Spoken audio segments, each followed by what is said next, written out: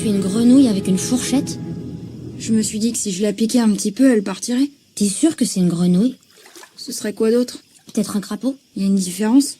Taxinomiquement parlant, il n'y a pas de différence. Sport à la banane. Bien sûr qu'il y a une différence. Les crapauds ont du poison qui est planqué derrière leurs yeux. Ils peuvent asperger de poison avec leurs yeux. D'abord, c'est une espèce très rare. Et en plus, ça vient pas des yeux. Ça vient d'une glande spécifique derrière les yeux qui pulvérise le poison. Vous auriez dû entendre l'histoire de Mademoiselle Hotspit. Elle parlait d'un vœu, de la grenouille et de la chaleur. La grenouille de la malédiction ultime? Mon grand-père me l'a raconté. Je vous l'ai jamais dit, les gars? D'accord. Il était une fois ce gamin qui voulait faire un vœu. Alors il court en haut de la colline au vœu, au bout de Normal Street. Il fait le vœu que l'hiver se termine pour que sa famille ne perde pas toutes ses récoltes. Il attend pour entendre la pièce toucher l'eau, mais elle n'a jamais fait le bruit. Il y descend son seau, mais il fait pas pouf. Et alors, attendez, je me rappelle plus. Il se passe quoi déjà après? Oh, ça y est. Et alors, ce gamin attrape quelque chose de lourd et le remonte. Et là, dans le seau, se trouve la grenouille de la malédiction ultime. La grenouille lui dit qu'elle exaucerait son vœu, mais qu'elle exigeait plus qu'une simple pièce. Tends la main, lui dit la grenouille.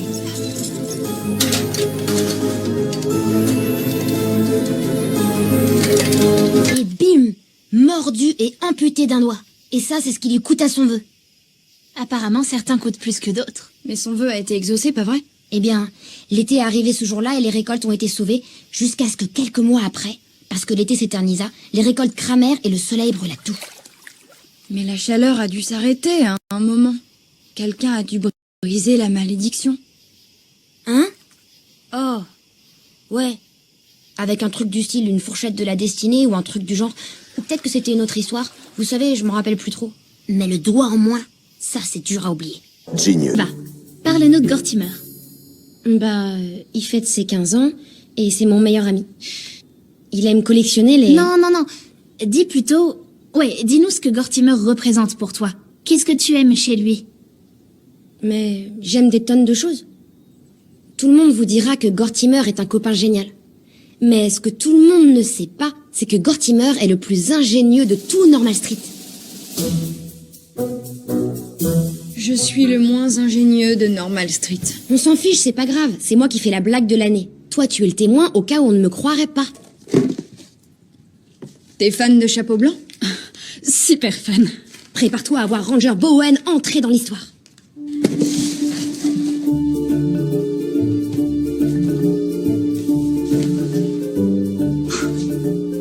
Alors là, tu peux être sûr qu'on va en entendre parler longtemps. Qu'est-ce qu'on fait? On en gonfle encore 100?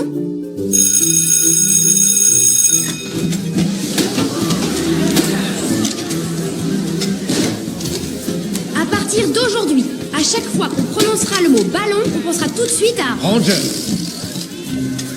Je ne regrette rien du tout. Je regrette vraiment tout ce que j'ai fait. Coller toute la semaine. Monsieur Bender veut que ma punition serve d'exemple. Je vais rater le concours de pâtisserie de vendredi. Mais vous êtes les champions en titre.